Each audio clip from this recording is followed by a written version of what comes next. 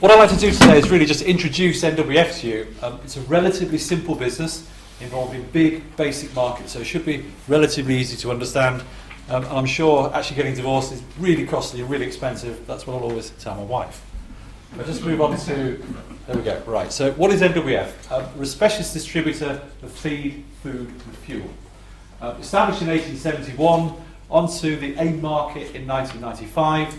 It's a big business operating what I call pretty basic fundamental markets in the UK. So when I mean food, it's ambient groceries, it's pasta, tomatoes, tea, coffee, those types of products. When it's feed, it's animal feed and it's ruminant animal feed, so it's dairy, beef and sheep feed. And when it's fuel, it's heating oil, diesel and gas oil. So big commodities that we're involved in. What that generates is a lot of revenue. So the revenue of the group is just under £500 million, so 490 million, the largest part of that being oil. And in oil, half of the revenue in oil is duty. So that sort of somewhat flatters us as a group in terms of scale. We've very much got a big asset base. So the gross assets of the group, and I'll come to describe this in a bit of detail, 118 million. So that gives us some real substance and backing. Operating profit 8.6 million, headline profit before tax 8.1 million, and that's up 5% on prior year. These are the results to May 2015, which is our year end. 880 people employed, and as you can see on the map here, we're a national business covering across the UK. But I'll come on to talk about the businesses, the plans and the future opportunities. Start with each of the businesses. I said we're in feeds, so in animal feeds. We've got lots of kit and lots of assets here. So we've got a lot of milling capacity. So we import, buy from farmers over 500,000 tonnes of raw materials. So that's wheat feed, that's soya, that's molasses, that's rape meal. We've then got 4 mills up and down the country which convert those into feed, and then we're shipping those onto 4,500 farms sort of every week of every year. So lots of kit and lots of assets where we need to be efficient and effective, but the key thing that we're operating is very much as an advisory business. So the picture here is George Franks, one of our 60 nutritionists who's on farm with a dairy farmer. And what we're doing is we're advising the dairy farmers to what nutrition to provide to their animals. This is your production unit, is your dairy cow. And we want her to produce 10,000 litres of milk per annum or 30 litres of milk a day. And she's measured twice a day her performance when she's milked. So she is an athlete. What George will do is actually provide a diet sheet for that farmer, some of which we provide in terms of feed, but some of which will come from the land in terms of forage and silage. So we're optimising the nutrition, and that's really an advisory role and added value. We don't charge it as a consultant, we charge it in the cost of the feed.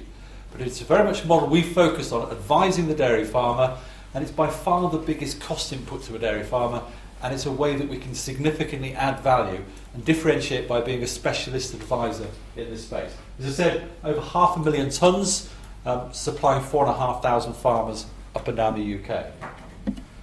Second business is food, and here we're an ambient grocery consolidator. This came about, Bowie, which is the brand of this business, was a milk distribution business from the 1970s, so the heritage of the group is all around agriculture. But what we're here is a major player. We have a 30% share of the northwest market for ambient grocery consolidation. So if you ever buy Prince's tuna, or Napolina tomatoes, or Thai food tea, or Lavazza coffee, it's come from us. We're the warehousing and distribution arm. We're not buying and selling food. What we're doing is we're storing the product in 100,000 pallet spaces in nearly 1 million square foot of warehousing, but then critically we're taking different customers' products and creating a full load and distributing that into the retail chain. So if I use Tesco as an example, hold 3.5 days stock of Napolina tomatoes. We hold what Napolina wants us to hold, just typically around 5 weeks stock. We then receive the orders direct from Tesco today, we deliver tomorrow. We're supplying all of the retailers, so we're very close to them, and in each of our businesses, we've got an experienced management team which really understands the segments of the markets. So, to give you a live example, last year our shipments to Tesco were down 6%. Our shipments to Aldi were up 41%. So it's very much seeing what happens in the markets. If analysts want to know what's going on in retail, just talk to us and we can see. There's as much own label as there's branded because of the changes in consumer taste. But our team is intimately involved with the supermarkets and intimately involved with the big food manufacturers. We're successful because we have scale, we're successful because we've got a big site, and we provide consolidation. The third business is then in fuel. We're the third largest fuel distributor in the UK. We've got over 90 tankers distributing fuel, and that is diesel, gas oil, heating oil, and unleaded. We supply 450 million litres of fuel each year. And the way we operate is in the summer months, it's a lot of gas oil, a lot of diesel. Then we would kick into this weekend, it's winter, or the forecast is for winter. So across our 18 depots across the UK, the phones have been red hot because rural consumers like myself actually have an oil tank in our garden and it's going to get cold, so we want to top up our oil and put a bit of oil in, and therefore we'll deliver that. There's 1.4 million homes in the UK on oil. That's a market which is stable, growing slightly, and we're supplying those from our 18 fuel depots. So good split of business, national business, and operating with scale. So this is our main operating site. I showed you earlier a national player, but this is the largest site we have, which is in Cheshire, just outside Nantwich, 8 miles from junction 16 of the M6. It's a 55-acre site, and it's a freehold asset. So part of what you have with NWF is a property play. That's valued at 25 million, which is a reasonable thing. So we've got this very solid asset base. Just to delve into it, this is the largest dairy feed mill in the UK. Produced 260,000 tonnes of animal feed last year, and gives us real scale and real efficiency. The little corner here is one of our 18 fuel depots, but most of this site is high bay palletised warehousing where we're storing and distributing our customers' food. In terms of where we get to and where the business developed, this is a summary of our results. We're growing, and we're growing in line with the strategy that we state. So if you look at what we say and how we say it, what you hopefully see is a real consistency to what we're trying to deliver and trying to grow our business. In terms of a couple of key things about our business, watch out for revenue, because our revenue fell last year, but that's not a concern, because if you think about it, the largest amount of revenue is oil. The price of oil halved. If the price of oil halves, does that impact us? No. Because actually what we're looking to do is make a consistent margin, frankly, whether oil's at $30 a barrel or $140 a barrel. Likewise, the commodities in the feed sector reduce and therefore turnover goes down. We actually like volatility, because if the price of oil is volatile and we only buy on the spot market, actually there's a bit of extra margin we can make. So last year we actually benefited a little bit as the price of oil fell, because a little bit of that margin would have stuck to our fingers. Critical thing we have is very strong cash generation. I joined the group 8 years ago. At that time we had net debt of 54 million. Today we have net debt of less than 6, which is less than half times EBITDA. In line with that, we're ambitious, we want to develop and grow, so we've got a £65 million facility with RBS for 5 years at very competitive rates. So we're safe, robust, reliable, but we're also ambitious. We do pay a dividend, and in fact the dividend of the last 5 years has been increased by 20%. The yield at the moment is about 3.5%, and we increased that by 6% last year. So we're looking at both dividend growth and share price accretion. In terms of the actual businesses, we can go in at another time into the detailed performance of those in the half year, but acquisitions are part of the mix. We acquired a business in June. That was around £4 million at an acquisition price, and 3 weeks ago acquired another business in fuel for £2.5 million. So we're looking to add and develop to the business. Just the financial statements, just a couple of points to delve into. 492 million was the revenue of the group, the turnover last year. You can see 310 million of that was in fuel. And the art of fuel is to make a penny a litre. So some might say, well, blimey, that's a very skinny margin, but if you make a penny a litre, you deliver a 30% return on capital. So financially incredibly robust. And actually, as the price of oil falls, your return on sale increases. Price of oil goes up, your return on sale decreases. Don't look at revenue, look at volume and profit and return on capital. So here's the profit before tax of 8.1. We paid 1.7 million of tax. We're a simple UK company. We've got no ways of sort of fiddling or playing with tax, so we paid 22%. So profit after tax 6.2 million. In terms of dividend cover, we have a philosophy of being at least twice covered. So although we increased the dividend, you can see we're still 2.4 times.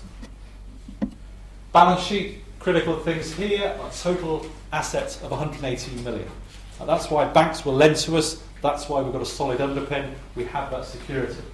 In fact, fixed assets of 55 million.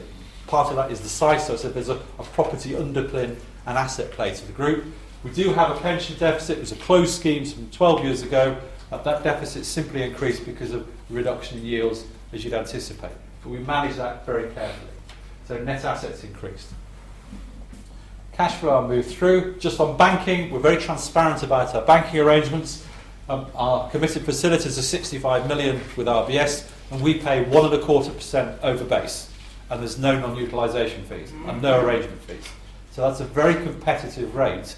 And it not just reflects the fact that, yes, we negotiated hard with the banks. What it says is the banks are very happy to lend to us. We could have got that same deal from 2 other lenders. Because what they see is the markets that are in a substantial and significant, and as a business we're growing at a reasonable pace. But what they can critically also see is a management team which actually is sensible and has a really sensible plan. And therefore they'll back that and support that. In terms of what we're about and developing, so what's our mantra? It's total shareholder return. We're a small cap stock, and we recognise that, so the dividend is sort of necessary but not sufficient.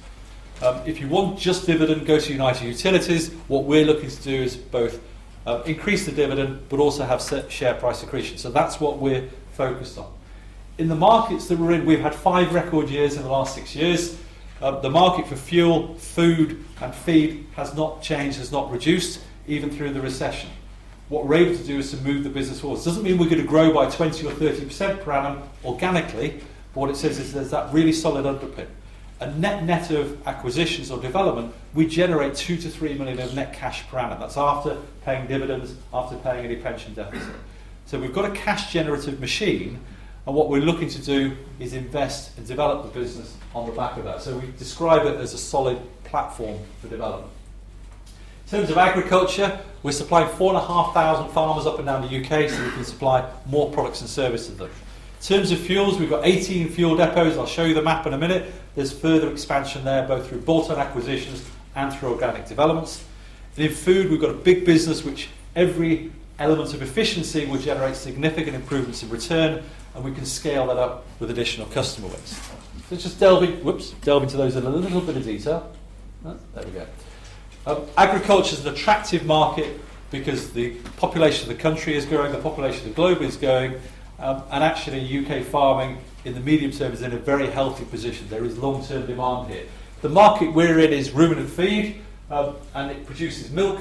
So the milk market has actually grown. One of the reasons the milk price is low is because farmers are producing more milk than they produced for the last 10 years. Record numbers. Lots of trauma in the farming industry, but actually it's pretty stable underneath it. You can see 1.8 million dairy cows are being fed and operating in the UK, and the demand for feed is really stable, between 4.5 and 5 million tonnes. It changes a bit on the weather, but it's broadly stable. What you can see underpinning that, we've been growing. And the little map you can see at the bottom is actually where our customers are. Each of those is a little pinprick that you won't be able to see from back there, and you can see it's all down the west coast of Britain, and that's where the rain falls, the grass grows, and the ruminant animal lives. So yes, there are some dairy herds in Norfolk and Kent, but very, very few. That's where they're all operating. As I say, it's an advisory business, and we've got organic growth that's happening, but we've also got acquisitions coming in. And what we've done very openly is set down a clear acquisition criteria. There are 18 players smaller than us in this space, and what we said is we want synergy, development capability, improvement management teams. As a management team, we've got a lot of capability in terms of M&A and acquisitions. What that means is we've got all the badges, we've got all the scars, so we're going to do things very sensibly. We've done 2 acquisitions in the last 18 months in this space, SC Feeds and Newbreed, and all 3 of them have hit that criteria, and all 3 of them are outperforming their acquisition plan. Not huge acquisitions, but they're very much adding to and complementing the activity that we have. We're going to food, as I said, big warehousing business. We're operating very closely with the supermarkets here. So those of you a lot of us follow the supermarkets, lots of trauma there because the management team seems to have changed 100%. So there's no one on the board of Tesco who's been in food retailing for more than 18 months. That makes it interesting. The critical bit is actually the team that I've got in this business have spent their entire career servicing big food manufacturers and supermarkets, and I get involved in that as well. So it's knowing how to operate and how to be best. The key thing is we have scale. This is the largest consolidation centre in the north of England, and what that gives us is a lower cost base and it gives us efficiency. This asset is full, so we've got 100,000 pallet spaces. This morning we had 94,000 filled up. Actually, you go to 95,000 and you're as full as you want to be because you won't be able to put stuff away. We've got long-term contracts with people like Prince's Foods, Thai Food Tea, Swizzle Sweets, Lavazza Coffee. So that gives us a substantial base to move forward on. Actually, interesting in the UK, warehousing has now all been filled up. So there is an economic recovery happening. In the northwest of England, in times gone by last year and the year before, if we overflowed our warehousing, there was lots of warehouses within 5 miles that we could go and put our products into. Right here, right now, they've all filled up. Nobody is building speculative warehousing in the UK anymore, and actually all the capacity has now been utilised. So that's actually positive for the medium term for this business. But are we about to get price increases through with Aldi and Tesco and big food manufacturers? No, we're not. So it's still a tough market, but you need to know how to operate in this space. There's lots of efficiency we can still gain, lots of optimisation that we can improve because there's scale here. In terms of expanding outside of this physical locality, we would do it, we'd only do it on the back of a customer contract. We're not going to go and speculatively build a warehouse. And then finally, the space on fuels, that's actually where our network of depots are. So we go from Bangor to Boston to Newmarket to Southampton, and then across into South Wales and back up again. Each of them operates in about a 30-mile radius. It's a network that's been pretty much built through acquisition, and that's something we're continuing to do. So literally 3 weeks ago, we acquired a company called Staffordshire Fuels. Very simple the way our acquisition model works. Staffordshire Fuels is retained. The customers will call the same number, the same fleet will deliver. We centralise credit control, finance and purchasing, and drive us a low-cost depot operating model. And that's a very successful model that we've got experience of, and clearly we can benchmark across these different depots and optimise their performance. So we can see a way of building that further, and there are 150 players smaller than us in this space. So there is route for consolidation, but it's all about finding the players at the right time. We're not entering into lots of auction processes. It's very much as we find a business. So Glenn Davis was 66, looking to sell his business. We were the natural buyer. There was no competition. We had the conversations with him, having known Glenn for some years. We have also expanded our business. So we are now Marklet Fuels, which is the county emblem of West Sussex. So we've created a local brand. We've got NWF on the cab. It's based out of a terminal in Brighton, and we're supplying customers and building that business. So that's a new startup, which is much harder to do, but clearly you haven't paid the acquisition price, so it's trying to do organic growth and bolt-on acquisitions as well. In terms of what's our model, we try to sort of create a picture to try and help people understand what we're about. What we are is a strong management team. If I go to each of our businesses, we really know what to do. We've got the experience. So in fuel, it was a bit warm this month, so a lot more gas, so a lot more diesel. Now it's kicked in. Weather forecast is ice and frost at the weekend. So kerosene demand's picked up dramatically, and our team know how to absolutely react to that. We've been in the business at $147 a barrel, we've been in the business at $32 a barrel, and we can optimise performance. True across all the businesses, we've got that experience across the piece. There are growth opportunities that we're delivering on. There's assets that we've got, we're focused on returns, and we've also got the cash generative business that underpins this all. So we're growing the dividend. So that's how we're going to move shareholder value forward. And in terms of the words we use are very carefully chosen. So we said we had a solid performance last year. And what we're trying to do, and I think we are doing as a business, is building a reputation for doing what we're saying we're going to do, but hopefully doing it just a little bit better, a little bit quicker. And I know across all the markets that's consistent. Those people who follow us over time, it can get a bit boring because it's the same message, but actually the results start to come through. And it's not dramatic. What we're not about is going to double or triple our business. We don't do stuff like that. What we're about is steady growth and development. So we're solid, safe and reliable, but we do have ambition as well. Let's try to sort of communicate and get across that balance. In terms of opportunities, we're delivering on them. The acquisitions we're making are in line with strategy, so hopefully no investor will get any big shock or surprise about what we're doing. We're very transparent. Just current year, AGM a couple of weeks ago, we said we're in line with expectations.